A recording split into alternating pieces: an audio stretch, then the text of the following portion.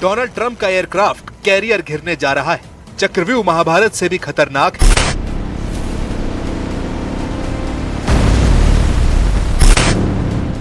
America ने जिस battle group को ईरान से लड़ने के लिए भेजा है, ईरान ने बता दिया है कि उसे हजारों सैनिकों के साथ पहले घेरा जाएगा, वार्निंग दी जाएगी और अगर तेहरान का हुक्म नहीं माना गया तो उसे डुबो दिया जाएगा।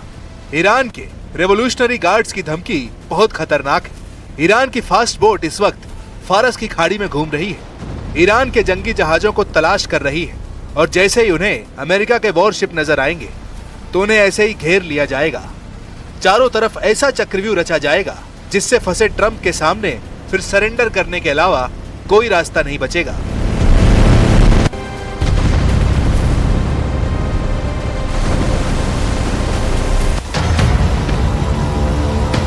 जंगी जहाजों से घेरने वाली ट्रंप की धमकियों को हल्के में नहीं ले रहा ईरान।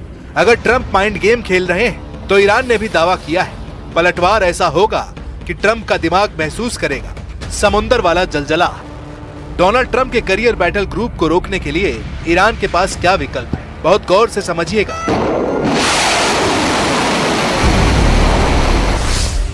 ईरान के पास कामिकाजे ड्रोन का भंडार है जिनसे बचना आसान नहीं है। ईरान के पास एंटी शिप क्रूज के अंडरग्राउंड अड्डे हैं जिनसे अमेरिका अनजान है। ईरान के पास फास्ट बोट है जो ऐसी मिसाइलों से लैस है जिनसे अमेरिका की जंगी फ्लीट को खत्म किया जा सकता है। ये तीनों ऐसे काउंटर कैरियर हथियार हैं जो फारस की खाड़ी को अमेरिकी नौसेना का कब्रिस्तान बना सकते हैं।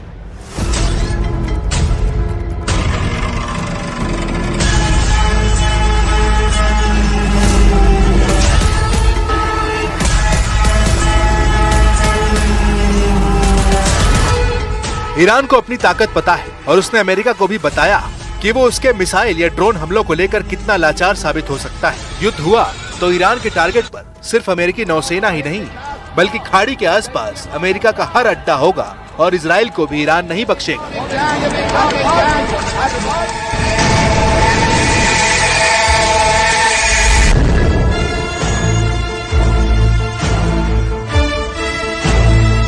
یک تهدید نظامی باعث بی‌ثباتی در کل منطقه خواهد شد، به خصوص با توجه به ویژگی‌هایی که حضور آمریکا در منطقه داره. این فهم مشترک به نظرم در منطقه وجود داره. منطقه کاملا بر علیه تهدید نظامی هست و همه معتقد هستن که بی‌ثباتی منجر به چالش‌های عمده برای منطقه خواهد شد و لذا کشور منطقه با این موضوع مخالف. जब से ईरान का कैरियर बैटल ग्रुप हिंद महासागर में पहुंचा है, ईरान उसकी एक एक पल की लोकेशन ट्रैक कर रहा है। सवाल है कि बैटल ग्रुप ईरान से कितनी दूरी पर रहकर ऑपरेशन करना चाहता है, या कहें कि ईरान पर पहला हमला फारस की खाड़ी में पहुंचकर किया जाएगा, या फिर अमेरिका के जहाज एक सुरक्षित दूरी पर रहकर ईरान पर अटैक लॉन्च करेंगे। Do not enter in Iranian territorial waters. यह है ईरान का आरस ड्रोन। ये एक कामिकाजे ड्रोन है। ये एंटी शिप अटैक के लिए ईरान का बहुत ही खतरनाक हथियार माना गया है। 150 किलो के वॉर हेड के साथ आरस की रेंज 2000 किलोमीटर और ईरान ने ऐसे ड्रोन अपने गोदाम में रखे हुए हैं।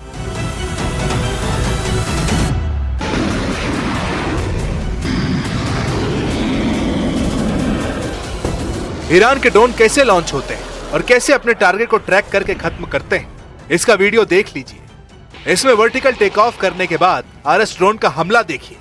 150 किलो वॉर हेड के साथ इसका धमाका किसी भी टारगेट को तबाह कर सकता है। ऐसे ही ड्रोन के जरिए ईरान ने अब अमेरिका के कैरियर बैटल ग्रुप को वार्निंग दी है। अगर ईरान ने एक बार में ऐसे सैकड़ों ड्रोन लॉन्च किए तो अमेरिकी नौसेना के लिए खुद को बचाना मुश्किल हो जाएगा। अमेरिका के कैरियर पर ये ड्रोन ऐसे टूटेंगे कि कोई डिफेंस सिस्टम काम नहीं करेगा। साफ है कि अमेरिका के लिए मल्टी ड्रोन अटैक से बचना काफी मुश्किल होगा।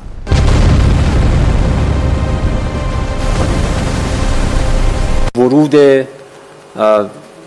فلان ناو قرار نیست در اراده و جدیت ایران برای دفاع جانانه از کیان ایران اثری بگذاره. फारस की खाड़ी में अमेरिका का अब्राहम लिंकन एयरक्राफ्ट कैरियर कमजोर न पड़ जाए, उसके बैटल ग्रुप में दूसरे जंगी जहाजों पर भी ईरान हावी न हो जाए। इसके लिए डोनाल्ड ट्रंप ने ऐलान कर दिया है कि अब ईरान से टक्कर लेने के लिए सिर्फ एक कैरियर नहीं बल्कि दूसरा कैरियर भी तैयार है। ईरान की ड्रोन और फास्ट बोट वाली ताकत देखकर ट्रंप को एहसास हो गया कि ईरान को एक कैरियर ग्रुप से नहीं हराया जा सकता है। जून 2025 में ईरान के मिसाइल हमले ट्रंप को याद है। हालांकि वो अब ईरान को ऑपरेशन मिडनाइट हैमर की याद दिला रहे हैं, जिसके जरिए उन्होंने ईरान के परमाणु ठिकानों को पूरी तरह तबाह करने का दावा किया था।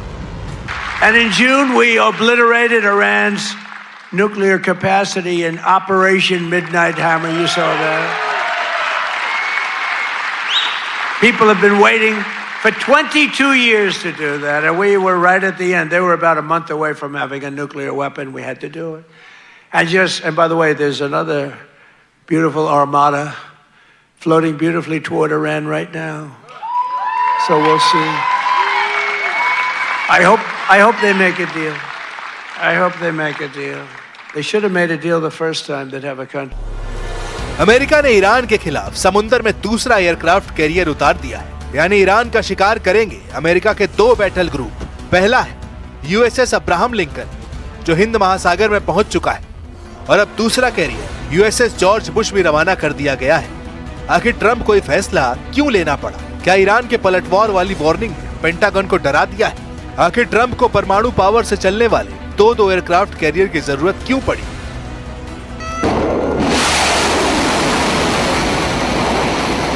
ईरान को रोकने के लिए अमेरिका ने जो बड़े हथियार तैनात किए हैं, उनमें ऐसे वेपन सिस्टम शामिल हैं जो नई नई टेक्नोलॉजी से तैयार करके बनाए गए हैं। उसने पूरी ताकत ईरान के खिलाफ झोंकने का फैसला किया है।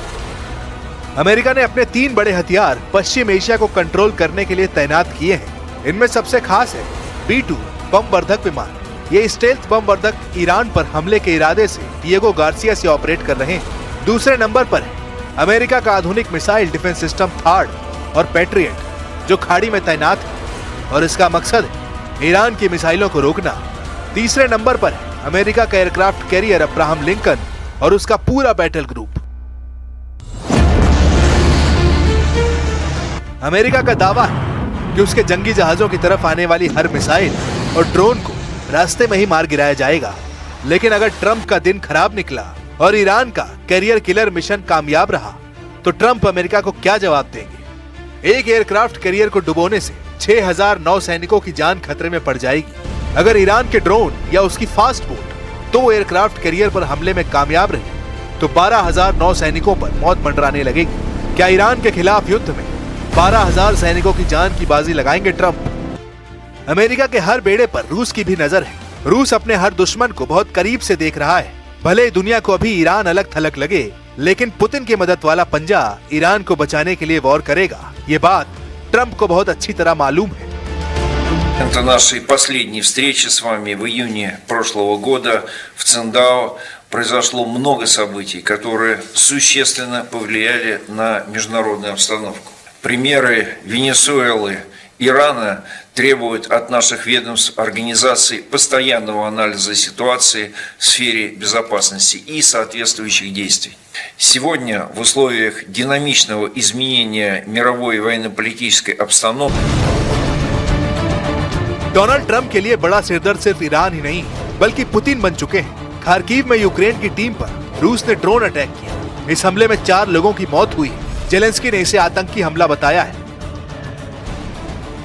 एक और फ्रंट उत्तर कोरिया है, जहां किम जोंग उन के ऑर्डर पर एक बैलिस्टिक मिसाइल टेस्ट की गई है। इस मिसाइल टेस्ट से दक्षिण कोरिया और जापान में दहशत फैल गई।